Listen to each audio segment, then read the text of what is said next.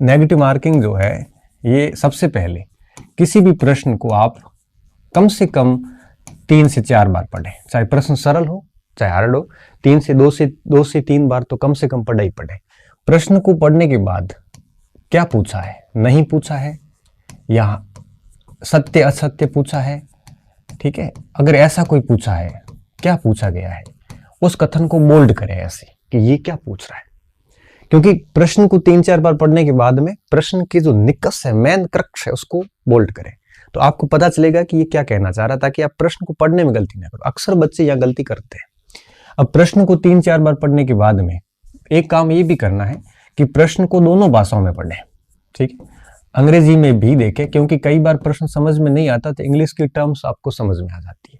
तो अंग्रेजी और हिंदी दोनों में प्रयास करें कि प्रश्न को पढ़ें, ठीक है, और उसके बाद में सत्य असत्य नहीं है, क्या पूछा है वो कर दे ब्लॉक। उसके बाद में कोशिश ये करें कि जो प्रश्न है उसके चारों ऑप्शन के ऊपर आपका प्रवेश पत्र रख लें, ठीक है, और प्रश्न पढ़ने के बाद उत्तर निकालने की कोशिश करें। याद करें, अगर उत्तर दिमाग में सीधा ही आ जाता है और ऑप्शन वो पढ़ा है तो ठीक है, कर लो उसको। अगर ऑप्शन याद नहीं आ रहा है तो फिर आप वो 4 ऑप्शन को देखें प्रवेश पत्र हटा के, और उसके बाद में एलिमिनेट करें, ठीक है। उसके बाद में क्या करें, एलिमिनेट करें। एलिमिनेट कैसे करना, जैसे मान लो ए बी सी और डी, अगर सीधा उत्तर आ जाता तो सीधा कर दो, नहीं तो सीधा आने तो भी आप ये करो, जैसे सी हो नहीं सकता, ये डी हो नहीं सकता, ए हो नहीं सकता, फिर बी कर दो। इसे कहते हैं 3 विधि, इस विधि को कहते हैं एलिमिनेट विधि।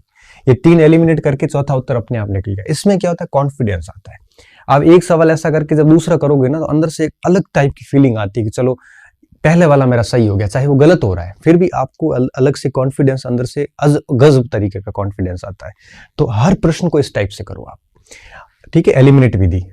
और अब देखो, तो नेगेटिव मार्किंग से बचने का एक ही तरीका है, प्रश्न को 3-4 बार पढ़ो और हिंदी और अंग्रेजी दोनों भाषाओं में पढ़ो, और साथ में एलिमिनेट ऑप्शन रखो। आप पहले ऑप्शन देखो ही मत, ऑप्शन नहीं देखे, प्रश्न पढ़ा 2-3 बार, सीधा उत्तर सोचो, अगर आ रहा है उसमें है तो उसके बाद में 3 ऑप्शन एलिमिनेट करके जो आपके दिमाग में आया फाइनली वही कर लो आप।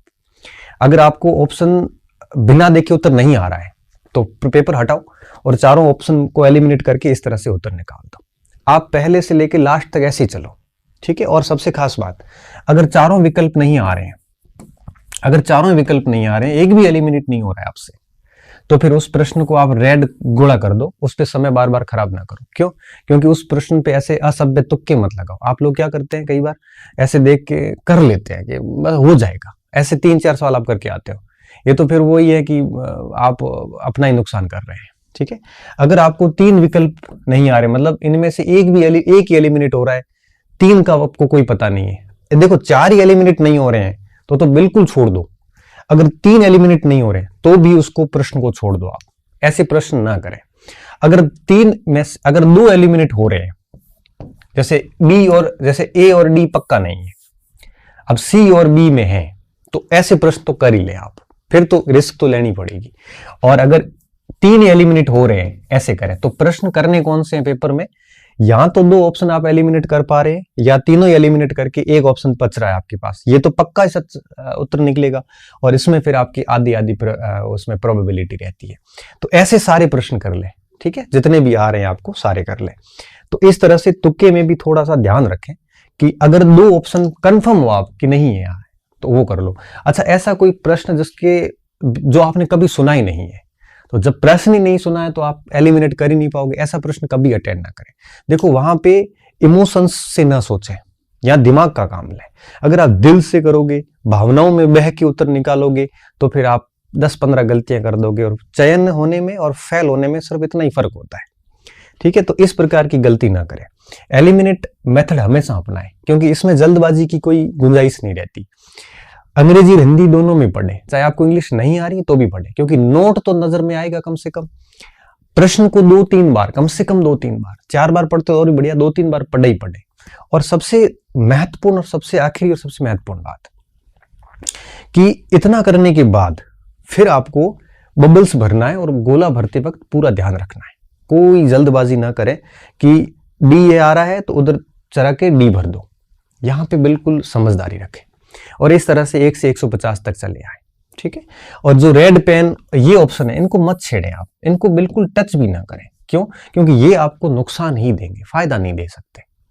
3 ऑप्शन नहीं आ रहे, एक आपको एक ही आ रहा है, एक है कि नहीं, उस 3 में से कैसे तुक्का मारोगे आप? ऐसी गलती है वो ना करें। और सबसे एक महत्वपूर्ण बात मैं और बताना चाह रहा था, जैसे कोई सन पूछा गया है, ठीक है, सन पे कभी तुक्का ना मारे, क्यों? कोई पता नहीं। जैसे परिभाषा पूछ ली, इस पे कभी तुक्का ना मारे। क्यों? क्योंकि क्या पता किसकी परिभाषा है। ऐसे कोई तथ्य पूछे जाते हैं, गहरे तथ्य, कृपया करके ऐसों पे कभी तुक्का ना मारे। अगर आपके अंदर बहुत ज्यादा ही खलबली मची हुई, नहीं एक तो तुक्का मारूंगा, तो फिर कहां तुक्का मारे? जहां विश्लेषणात्मक प्रश्न हो, है ना। विश्लेषणात्मक प्रश्न पे आप तुक्का लगा सकते हैं। जैसे कौन से कथन सही नहीं है, 4 कथन आगे, साइकोलॉजी में विश्लेषणात्मक ज्यादा आते हैं प्रश्न। ऐसा कोई कंसेप्चुअल प्रश्न आता है जहां तथ्य नहीं पूछा गया, आप मेरी भावनाओं को, बात को समझना, जहां कंसेप्ट पूछे गए। जैसे मान लो मेरा पूछ ले, मैं मेरे पे उदाहरण देता हूं। जैसे पूछे कि मेरा जन्मदिन है, जैसे आ गया 3 जुलाई, 4 जुलाई, 5 जुलाई, 6 जुलाई, यहां तुक्का मत लगाए।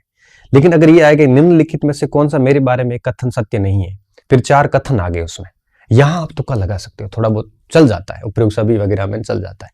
लेकिन इस स्थिति में तो कभी तुक्का ना लगाए।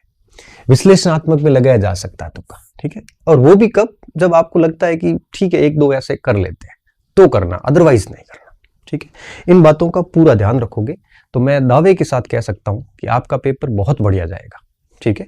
अब लास्ट तक आप इस वीडियोस को पूरा सुनना और इस बात को फॉलो करना। अब मैं आपको विश्वास के साथ कह सकता हूं कि आपका पेपर बहुत बढ़िया जाने वाला है। जब मेरे जैसा सामान्य व्यक्ति जिसके पास कोई ऐसा गोल्डन हैंड ना हो और बड़े आराम से सारी चीजें कर सकता है धैर्य के साथ, तो आप भी कीजिए। जब स्ट्रेस जैसी स्थिति आती है तो लंबी सांस लीजिए, सारी चीजें ठीक हो जाती है। और 2-3 बार डीप ब्रीथिंग करते हैं तो स्ट्रेस रिलीज हो जाता है, ठीक है। वो करिए और इस तरह से पेपर को अटेंड कीजिए। साथ साथ में समय का भी ख्याल रखिए और मार्कशीट ठीक से भरिए। और इन बातों के साथ में मैं मेरी बात को यहीं ख़त्म कर रहा हूँ। उम्मीद है कि ये वीडियो आपके लिए बहुत फ़ायदेमंद सिद्ध होगा। मैं आपका समय नहीं खराब करना चाहता था, लेकिन मैं चाहता हूँ कि इसकी वजह से अगर आपके 2-4 सवाल भी सही होते हैं तो मेरा ये मैंने जो आपका आधा घंटा लिया है, ये आपके लिए फ़ायदेमंद होगा, नुकसान नहीं होगा, ठीक है। और अगर कोई फिर भी, मुझे नहीं लगता कि कोई प्रश्न शेष बचा है, फिर भी कोई छोटा मोटा प्रश्न शेष बचा है तो उसका उत्तर खुद से तलाश लेना। और मिलते हैं वापस पेपर आपका होने के बाद में। जैसे आपका पेपर हो जाएगा उसके बाद में आपके 27-28 फरवरी के आसपास आपकी आगामी जो परीक्षाएं हैं, first grade, second grade, third grade, college lecture, इनके ऊपर मैं एक वीडियोस बनाऊंगा। और आपको किस और जाना चाहिए, किसकी तैयारी करनी चाहिए, इनकी वैकेंसीज कब आएगी, ये सारी बातें मैं करूंगा। अभी मैं इसलिए नहीं कर रहा हूँ क्योंकि आप इसमें डिस्टर्ब होंगे। मैं चाहता हूँ कि आप अपना ये अध्यापक का पेपर पूरे दिल से दे दें और जैसे ये पेपर हो जाएंगे आपके, उसके जस्ट अगले दिन मैं ये सारे वीडियोस आपके एक दिन लाइव आके सारी चीज़ें आपको बढ़िया तरीके से समझा दूंगा, ताकि आप अपना अगला टारगेट लेके बढ़िया तरीके से तैयारी शुरू कर सकें। बहुत बहुत धन्यवाद विद्यार्थियों। अच्छे रहिए, मस्त रहिए और हंसते रहिए, पढ़ते रहिए, स्वस्थ रहिए और मेरी शुभकामनाएं हमेशा आपके साथ है और आगे भी आपके साथ रहेगी।